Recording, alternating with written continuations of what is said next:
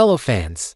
Welcome back to ABC General Hospital Spoilers channel. Today, we will dive deep into the captivating drama unfolding in Port Charles as we explore the latest twists and turns for Wednesday, June 25th. From Tracy Quartermain's unpredictable antics to Nina Reeves' desperate plea for assistance, and Curtis Ashford facing probing questions, there's no shortage of tension and intrigue. Let's unpack these storylines with fresh perspectives, added details, and a deeper look into the emotions and motivations driving our favorite characters through this whirlwind of conflict and resolution. Tracy Quartermain, the queen of chaos at the press conference. The spotlight shines brightly on Tracy Quartermain as she transforms a routine press conference into a spectacle of pure entertainment. Having achieved her primary objective at the gathering, Tracy, with her signature flair for the dramatic, decides she's had quite enough of Drew Kane's relentless self-congratulation. In a spontaneous act of rebellion, she veers off script in the final moments, setting the stage for a jaw-dropping revelation. On Wednesday, June 25th, expect her to captivate the assembled media with a bombshell declaration. "I can no longer hold this in. The truth must be told. This isn't just a statement, it's a grenade launched into the heart of Drew's carefully curated public image." Picture the scene, reporters leaning forward, cameras flashing, as Tracy's words ripple through the crowd like wildfire. Drew, caught completely off guard, will likely feel the ground shift beneath him as his composure crumbles. Sources close to the event suggest his reaction might include a barrage of heated threats, but let's be clear, his position is precarious at best. Having previously announced his refusal to cooperate with an ongoing investigation, any attempt to retract that stance now would paint him as inconsistent and unreliable in the public eye. Insiders speculate that Drew might even consider a behind-the-scenes deal to mitigate the damage, but Tracy, ever the wild card, isn't one to be easily swayed. Could this be the moment her unpredictable nature finally catches up with Drew's overconfidence? As the dust settles, one thing is certain: this press conference will be the talk of Port Charles for weeks, with ripple effects that could alter alliances and reshape power dynamics. Nina Reeves, a desperate alliance in the making. Meanwhile, across town, Nina Reeves finds herself at a crossroads, grappling with a situation that feels increasingly out of her control. In a surprising turn of events, she reaches out for help from an unexpected ally none other than Carly Spencer. This alliance, though fraught with past bitterness, is born out of Nina's sheer desperation to prevent Willow Tate from proceeding with a marriage strategy that could have lasting consequences. Imagine Nina, usually so poised, pacing nervously as she lays out her heartfelt concerns to Carly in a dimly lit corner of the Metro Court. Her voice, tinged with urgency, pleads for understanding as she paints a picture of potential heartbreak for Willow. Carly, despite their storied rivalry, seems to grasp the gravity of the situation. Our sources reveal that she takes it upon herself to intervene, approaching Michael Corinthos with an impassioned argument on Nina's behalf. Carly's words carry weight, emphasizing the potential fallout of Willow's decision and the need for a different path forward. However, the timing couldn't be worse. Michael, still reeling from the shock of Willow's plans, stands firm like an unyielding wall. His frustration is palpable as he retorts that marriage won't serve as a key to accessing the children, a stance that leaves little room for negotiation. Willow, in a rare display of defiance, pushes back against Michael's controlling tendencies, declaring that his habit of always getting his way ends here. This clash of wills, fueled by deep-seated emotions and past grievances, suggests a battle far from over. Will Nina and Carly's unlikely partnership yield results, or will it crumble under the weight of unresolved tensions? Portia Robinson, confrontation, and accountability at the Metro Court. The drama escalates further as Portia Robinson finds herself in the midst of a heated confrontation. Her anger, directed squarely at Jordan Ashford, erupts during a tense encounter at the Metro Court pool. Portia's frustration bubbles over, her words sharp and accusing, as she vents about the myriad issues plaguing her life. But Jordan, never one to shrink from a challenge, meets Portia's outburst with a steely resolve. "It's time to be the bigger person and take responsibility," Jordan counters, her tone both firm and pointed. This exchange, witnessed by a handful of curious onlookers sipping cocktails by the poolside, isn't just a spat, it's a call to action. Jordan's message cuts deep, urging Portia to stop casting blame and instead confront her own role in the chaos surrounding her. Behind closed doors, Portia wrestles with this harsh truth. Her internal struggle is evident as she replays Jordan's words in her mind, questioning whether she's been too quick to point fingers rather than look inward. Rumors suggest that Portia's past decisions, perhaps a secret kept too long or a misstep in a critical relationship, lie at the heart of this conflict. If she hopes to mend these fractured bonds, the road ahead demands introspection and accountability. Could this confrontation with Jordan mark a turning point for Portia, prompting her to rebuild trust with those she's hurt?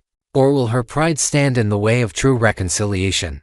Only time will tell, but for now, the Metro Court pool remains the backdrop for a showdown that's as emotional as it is explosive. Curtis Ashford, facing doubts and unspoken fears. Lastly, Curtis Ashford finds himself under scrutiny as questions arise about his recent actions and decisions. His daughter, Trina Robinson, is particularly unsettled, her concern growing after overhearing a cryptic conversation involving Kai Taylor. In a quiet moment at home, with the evening shadows casting long lines across the room, Trina presses Curtis for clarity. Her questions are direct, laced with worry, as she seeks to understand the path her father is embarking on. But Curtis, ever the protector, offers reassurances that fail to ease her mind. His calm demeanor belies the complexity of his plan, rumored to involve tracking down an elusive escort tied to a larger mystery. Trina, sensing the stakes are higher than Curtis lets on, doesn't hold back. "I think you're walking into a disaster," she warns, her voice trembling with a mix of frustration and fear. Her instincts tell her that Curtis might be underestimating the risks, a concern echoed by those close to the family who whisper about potential danger lurking in the shadows of this investigation. Curtis, however, remains confident, believing he has everything under control. Yet, as Trina's words linger in the air, one can't help but wonder if her caution is warranted. Is Curtis truly prepared for what he might uncover, or is he stepping into a trap he can't escape? This father-daughter dynamic, charged with love and apprehension, promises to keep viewers on edge as secrets threaten to unravel. Next, we will uncover the thrilling mysteries swirling around Port Charles as we delve into the shocking investigation led by Marco Rios surrounding Dr. Britt Westburn and the enigmatic circumstances of Rocco Falcone's conception. Prepare for a roller coaster of emotions and unexpected twists as we explore Marco's dogged pursuit of the truth, Brooklyn Quartermain's quest for answers, and a potential bombshell return that could shake the foundations of relationships in town. With added layers of intrigue, invented details, and creative reimagining, let's dive into this captivating storyline set to unfold in the coming episodes. Marco Rios digs into a web of secrets surrounding Britt Westburn. In the heart of Port Charles, private investigator Marco Rios is on a mission that could unravel one of the town's most closely guarded secrets. His current target: the perplexing case of Dr. Britt Westburn and her connection to Rocco Falcone's origins. As Marco sifts through old medical records and dusty files in a dimly lit office late at night, he stumbles upon a glaring inconsistency in the paperwork tied to Britt's supposed demise. The details don't add up, dates are off, signatures are missing, and certain reports seem almost deliberately vague. A chill runs down his spine as a wild theory forms: could Britt still be alive, hidden away from the prying eyes of Port Charles? Fueled by this suspicion, Marco confides in Brooklyn Quartermain, meeting her at a quiet cafe on the outskirts of town to avoid curious eavesdroppers. He lays out his findings, including the startling fact that Dr. Liesl Obrecht, Britt's mother, did not sign the death certificate, a detail that raises red flags for both of them. Marco's voice lowers as he suggests that Liesl might be concealing a monumental truth. Brooklyn, her eyes wide with a mix of skepticism and excitement, leans in closer, intrigued by the possibility that Britt's survival could provide answers to lingering questions about her past. She urges Marco to dig deeper, even offering to fund a covert operation to track down Liesl herself. The stakes are high, and the potential revelations could change everything they thought they knew about Britt's fate. Marco Rios embarks on a dangerous quest for truth.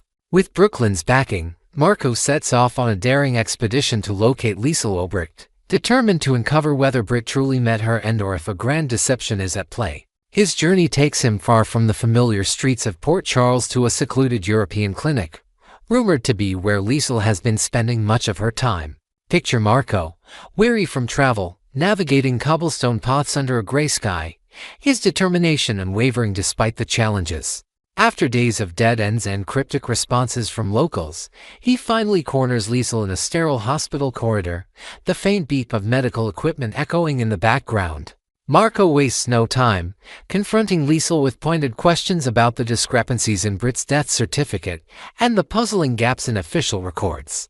At first, Liesel is a fortress of evasion, her sharp eyes narrowing as she deflects with vague excuses about administrative oversights. But under Marco's relentless pressure, her facade begins to crack. In a moment of reluctant vulnerability, she admits a staggering truth. Britt is indeed alive, though still in a fragile state of recovery from the near-fatal attack that was believed to have claimed her life. Liesel reveals she's been absent from Port Charles to oversee her daughter's care in secret, fearing that public knowledge of Britt's survival could endanger her further. Stunned by this confession, Marco promises to keep the secret safe for no and hurries back to report to Brooklyn, who is already plotting her next move. Brooklyn Quartermain takes matters into her own hands. Armed with Marco's earth-shattering update, Brooklyn decides to see Britt for herself, and willing to let this opportunity slip through her fingers. Together with Marco, she travels to the remote clinic, her heart pounding with a mix of anticipation and uncertainty as they approach the guarded facility. The sterile smell of antiseptic fills the air as they're led to Britt's room, where the once vibrant doctor lies in a hospital bed, her face pale but her eyes sharp with recognition.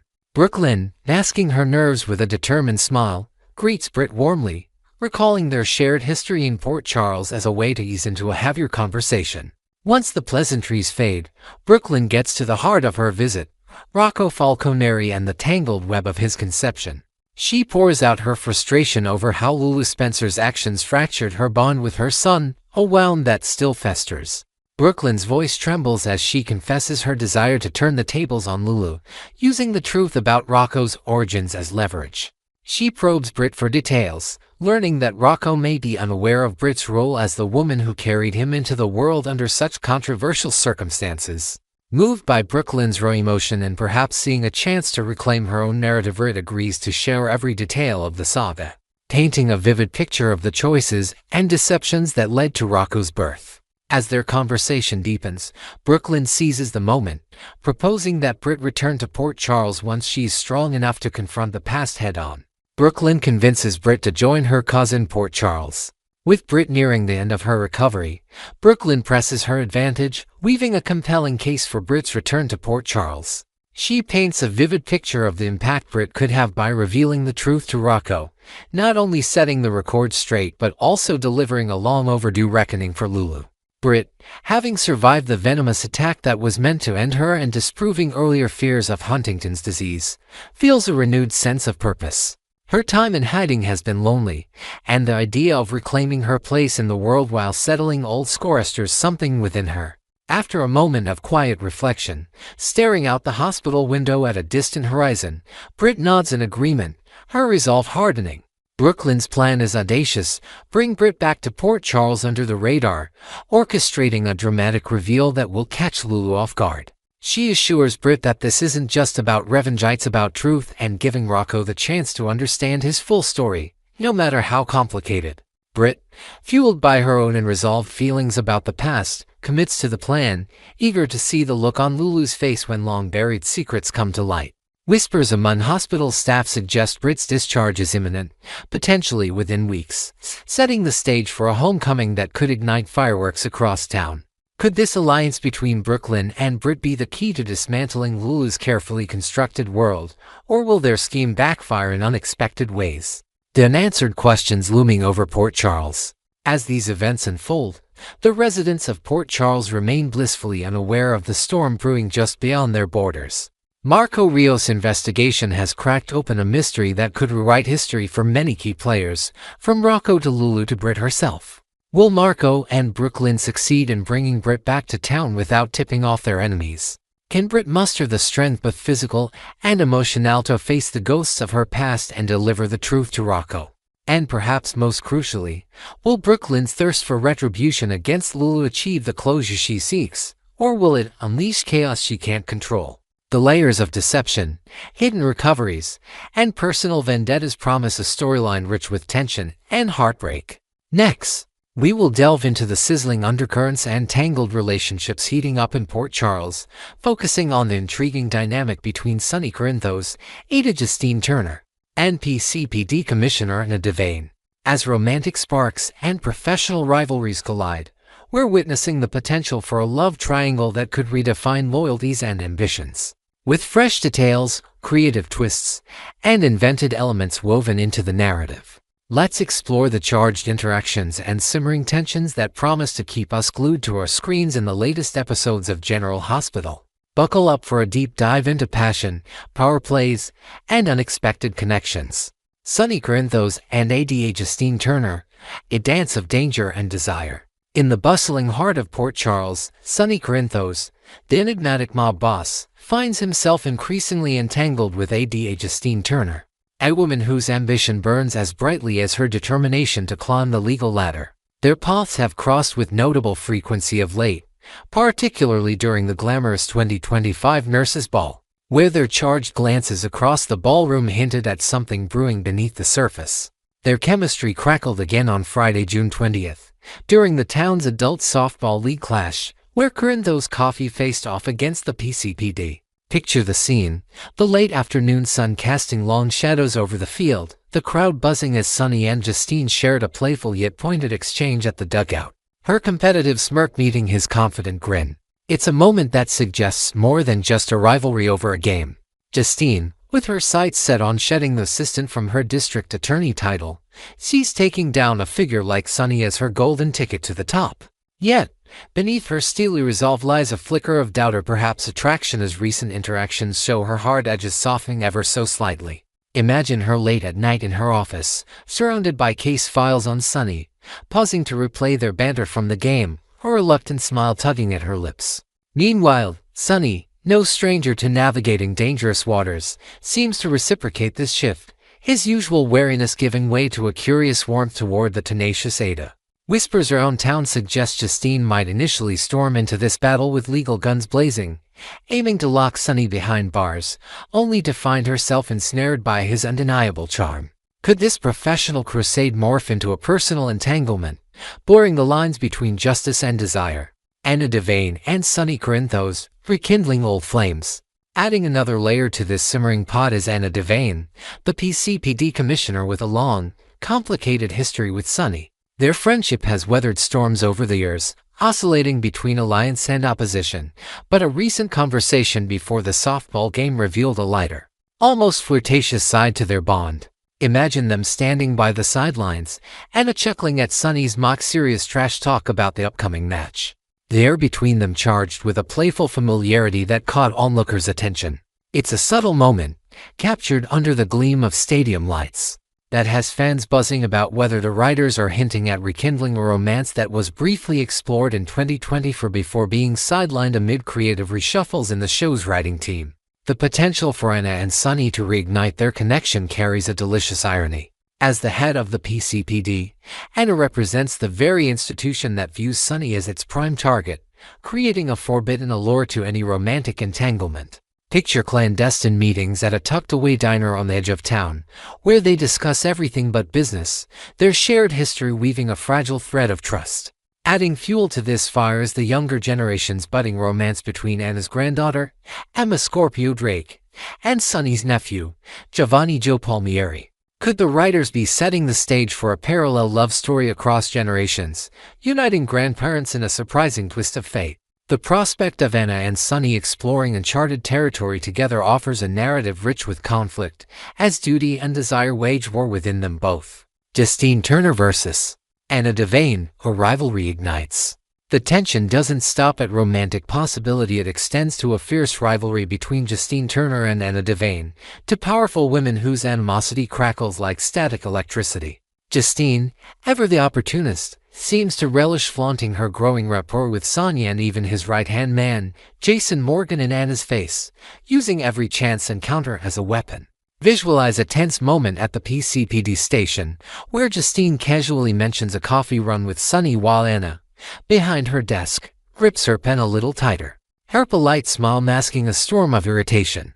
This friction isn't just personal, it's professional, as Justine's ambition to take down Sonny clashes with Anna's duty to maintain order, creating a perfect storm of resentment. Their rivalry adds a thrilling dimension to the potential love triangle, as both women vie for influence over Sonny, albeit in vastly different ways. Justine's approach is bold and calculated, perhaps inviting Sonny to a seemingly innocent charity event only to steer the conversation toward mutual benefits, her legal mind always at work.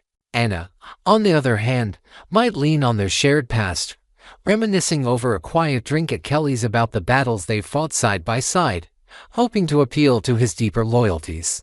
The undercurrent of competition between these two formidable figures promises explosive confrontations in a heated exchange at a public event, veiled barbs flying as each stakes her claim. Will this battle of wills push Sonny to make a definitive choice, or will it deepen the chaos surrounding his heart? The unpredictable future of Sonny's heart. As the layers of this potential love triangle unfold, Port Charles stands on the brink of a romantic upheaval that could ripple through its social fabric. Will Justine Turner's quest for power lead her straight into Sonny's arms, transforming her pursuit of justice into a passionate affair? Can Anna Devane's storied connection with Sonny blossom into something more, defying the professional barriers that stand between them? And amidst this tug-of-war, where will Sonny's loyalties ultimately lie, with the ambitious Ada who challenges his world or the steadfast commissioner who understands his past? The added intrigue of younger romances, like Emma and Gio's, might even mirror or influence the decisions of their elders, creating a tapestry of love and conflict across generations. We're eager to hear your thoughts. Would you like to see Sonny paired with Justine, Anna, or perhaps neither, as he navigates his empire alone? Drop your predictions and preferences in the comments below, and keep tuning into ABC General Hospital Spoilers channel for the latest updates on this enthralling storyline. With every episode, the stakes grow higher, and the heart of Port Charles beats faster with secrets, rivalries, and the timeless pull of romance waiting just around the corner.